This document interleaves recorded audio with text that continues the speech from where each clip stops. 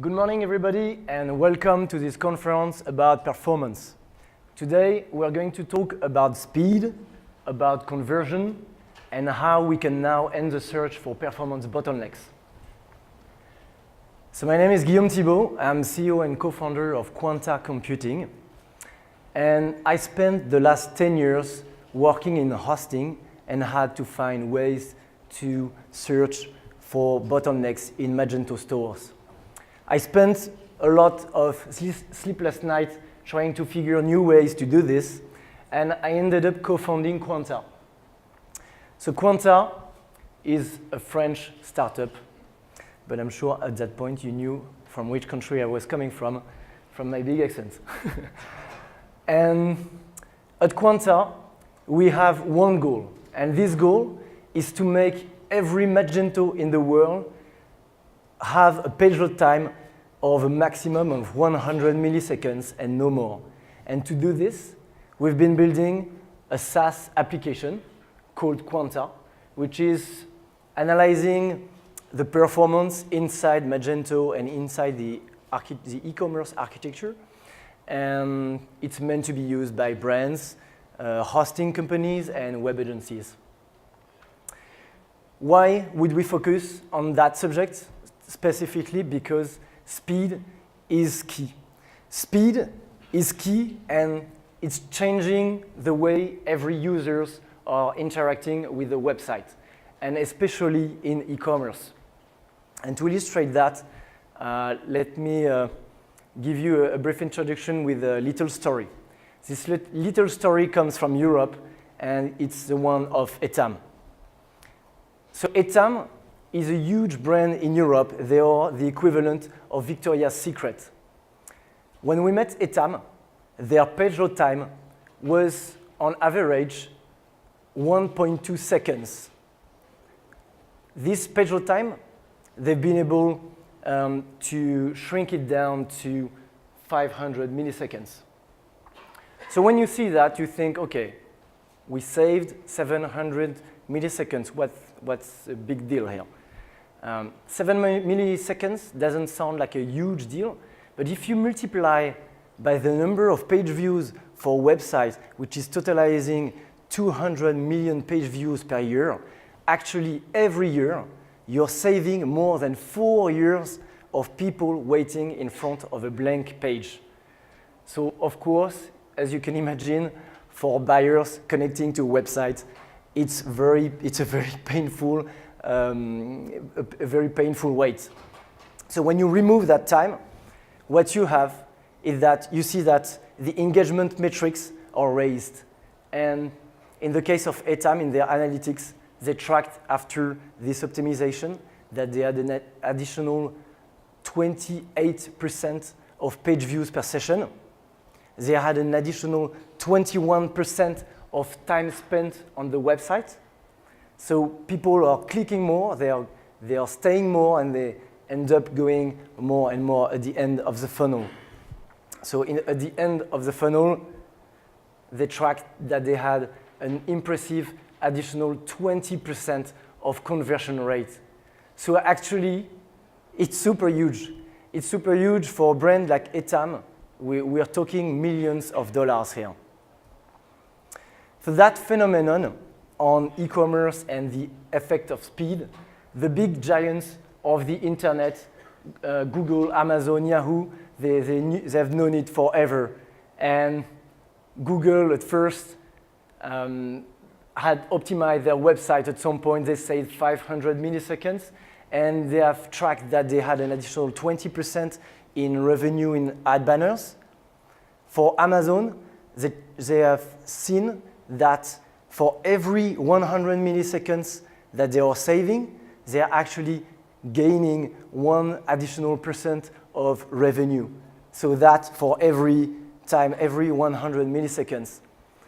And for Yahoo, 400 milliseconds means 9% of more traffic, so more clicks and more ads and so on.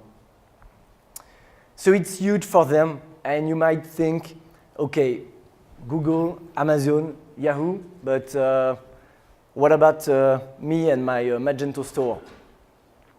For Magento Store, it works just the same.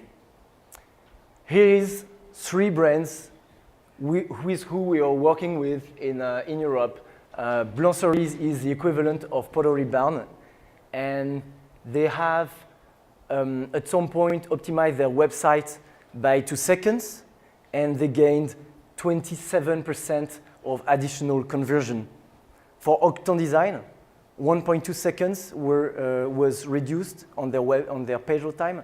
It meant 15% of conversion. And last but not least, Etam, 700 milliseconds for 20% of additional revenue. So that's huge, and it's just for conversion, because speed has many other benefits. And to name just a few, it's always better for the user experience. All the engagement metrics are raised. So when the website is faster, you have more likes, more shares. It's better for SEO as well. And it's funny how Google is very private in the way, very secret in the way they have their algorithm. But it's one of the only things they admitted, that they are using the speed of the website to increase the ranking. So the faster your website is, and the better is the ranking. So not only you are having a better conversion on your website, but in the end, you end up having more people arriving. So it's key as well for that. It's better, of course, for the brand image. And last but not least is that when you do optimizations on an e-commerce architecture, you end up having less load on your servers. So you're going to be able to scale better and to handle way better peak traffics. So let's say if you're preparing for Black Friday, for example, your servers are going to love the fact that you're doing optimizations. So it's really important. And let's now focus on what is the state of Magento right now in this speed issue. So right now on Magento, we tracked to be able to analyze a bit what is the state, the 200 biggest Magento brands in the world. This, on average, those websites, so as experts on performance, we always recommend a maximum of 100 milliseconds for the time for the page to generate. This 100 milliseconds is like the sweet spot, which is going to optimize the better conversion and SEO. So actually, for the top 200, the average page load time is actually 5 times that. It's almost 500 milliseconds. So we have a huge gap in between that sweet spot, which is optimizing conversion, and the actual state. So when you look at that and you imagine the amount of turnover that the top 200 brands are doing with Magento, you can imagine the turnover that you could get if you were doing optimizations on that. So brands are struggling with that speed issue, and that's a fact. And I can talk about it as having been in a hosting company, but it's the same for web agencies and for brands. Performance is very transverse, and this problem is this page load time problem is hard to solve because e-commerce architectures have become something more and more complex with time. So I like to represent it with gears, usually because it pretty much shows really well how technologies are tied to each other. Because if you look at, let's say, one gear, Magento is actually one gear in the middle of many other things. So Magento has to run thanks to PHP, which is run by Apache or Nginx, which is inside a virtual machine and is getting requests from a load balancer or a firewall, and so on. So you have many different layers. And these layers are also managed by different people. So you have usually a web team handling one part. You have a system team, a network team handling the switches, the data center, the CDN, and you have the brand. So if you're a brand, you are pretty much at the very end of this technical chain. So what you can do when there is a performance problem and things start to slow down, and everybody in those teams have their own tools, and it becomes really hard to focus on the problems and to find the problems, because each tools are really going in one part of the chain. And as a brand, you're usually more focused on your business, so you're using Google Analytics and maybe your Magento back office, but you don't have a view on the inside of the technical architecture. So how can we find bottlenecks in that? How can we do better with performance? Well, there is a solution, and what we have done at Quanta is that we use the techniques of performance intelligence. So what is performance intelligence, you might think? If I'm saying to you business intelligence, you probably know that, okay, we are going to gather metrics related to the business from one part of your business and the other, and to do better analytics with it, to drive better your business. Well, for performance intelligence, it works pretty much the same. What you do is that you're gathering performance metrics from all the different worlds, from the worlds of the development, of the system, of the network, and also from the business. When you gather that in one single data set, you can start seeing things in a transverse way. And now you can really happen to see performance bottlenecks. So it might be a bit theoretical at that point. So let's be more practical. Today I'm giving you 4 different examples, practical examples that you can do. First example is, what is the average infrastructure cost of one click on your store? If you look at a CPU graph of an e-commerce architecture, what you see typically is that, okay, my CPU usage is increasing, decreasing, increasing, decreasing, because there are days, and there are some busy days, and some others more quiet. And when you look only at the CPU graph, you can only wonder, is that normal? Am I having a raise in my CPU load because I just have more people on the website? Or is it because something happened in the inside and things got heavier and heavier inside my architecture? So to be able to spot anomalies, what you can do is that you can take the CPU, so from the hosting world, and you take the number of page views from the real users.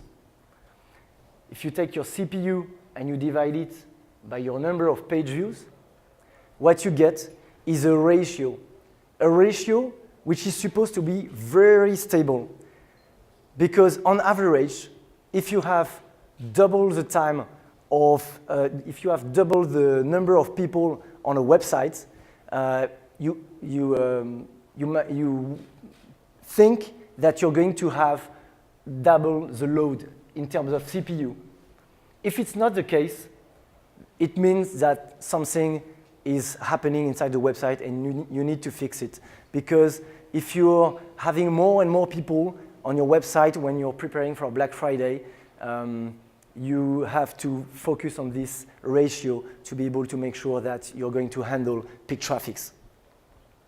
Another example is how you can correlate things together. So let's say we want to correlate our page load time on one hand, and on the other hand, we want to correlate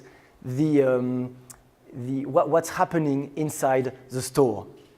So what's happening inside the store in terms of Magento events. So in our example, what we're tracking here is the page load time of a home page, a category page, a product page, and a cart. So we have a good overview when looking at this graph of our store's behavior. And we see that right in the middle, there is a spike.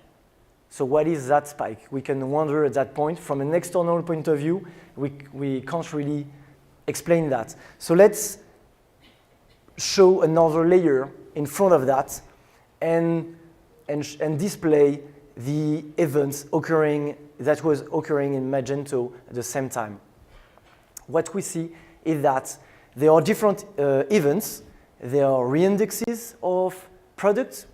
Apparently, it had no effect on the page load time. And at some point, there was a flush of the cache. And this flush of the cache happened at the exact same minute when there was this spike.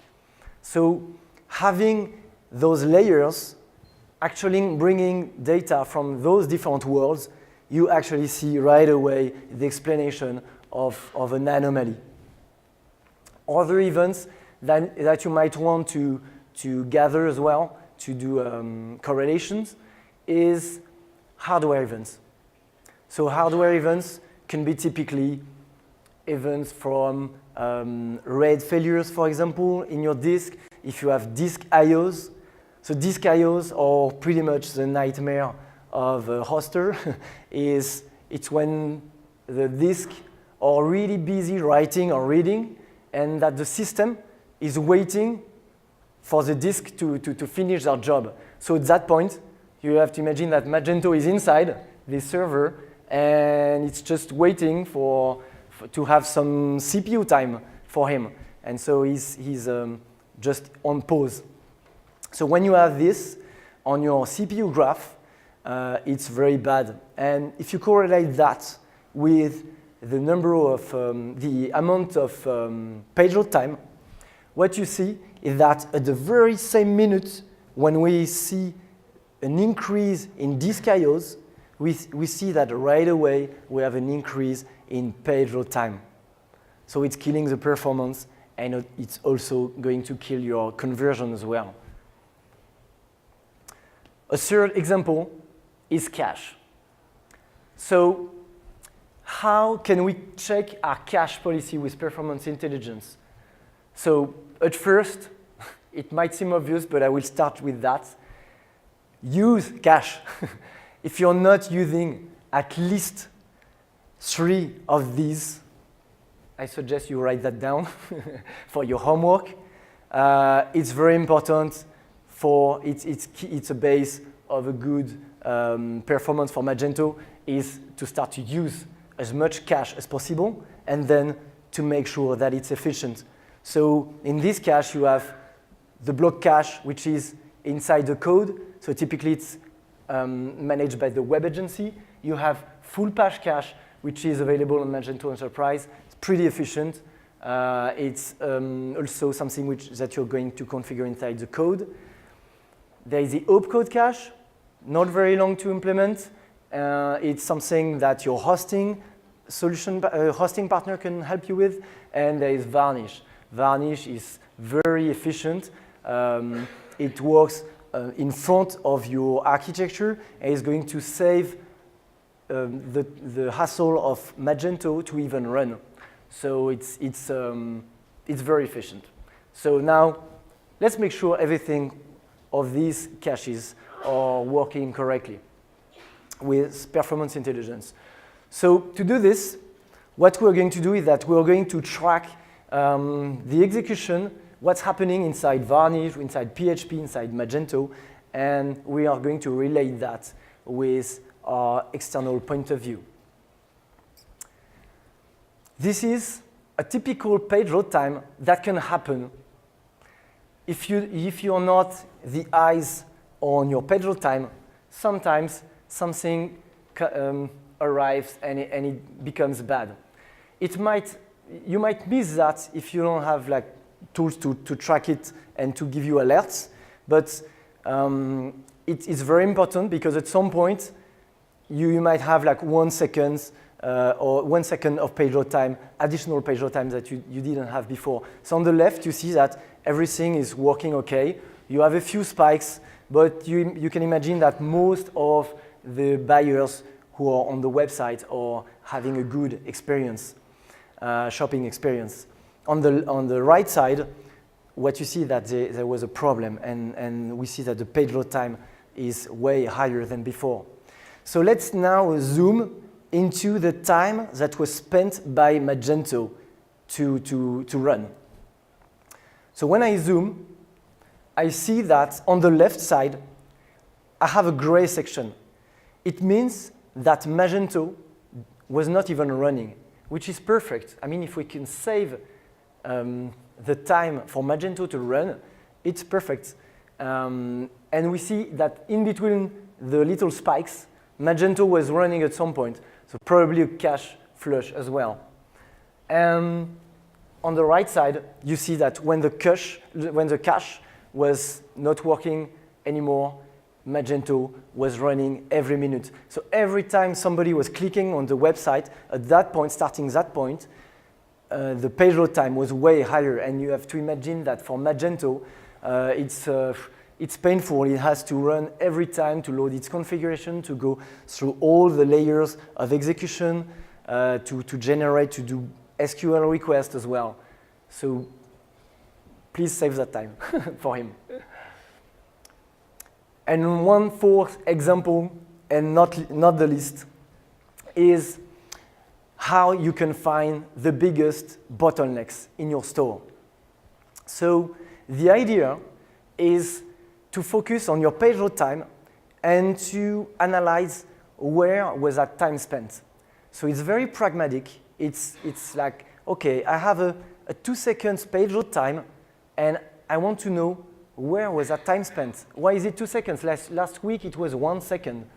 And we're going to be able to explain how much time was spent in each sections.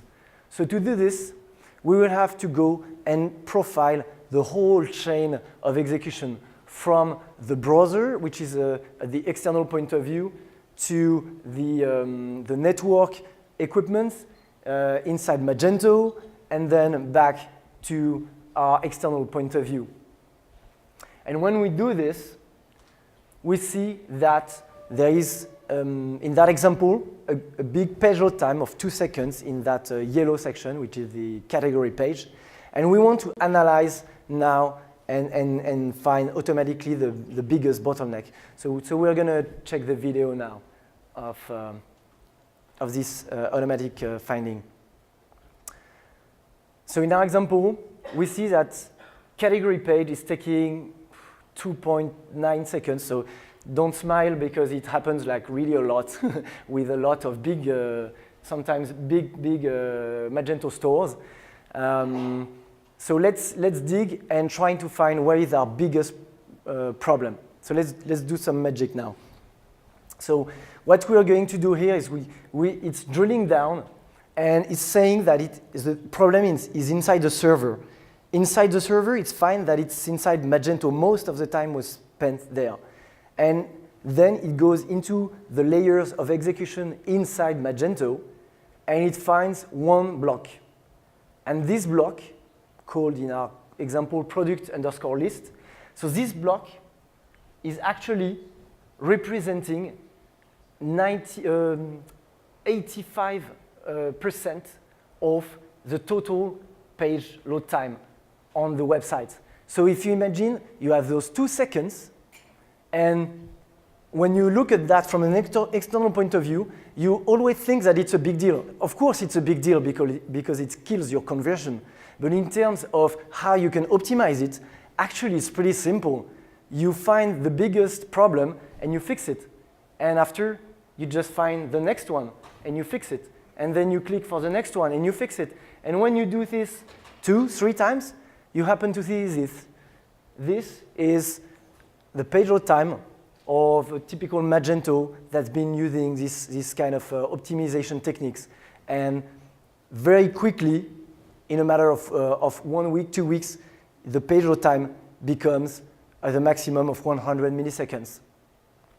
So doing these techniques, there are really a lot of good successes right now in Europe with that. And I will just finish with that, telling you that we are on a mission to shrink down the Pedro time to a maximum of 100 milliseconds for every Magento. And if you want to join us on this optimized Magento effort, I'll be really glad to have a chat with you after this conference. So thank you. And if you have any questions, we have 1 minute and 40 seconds. Am I right, Ben?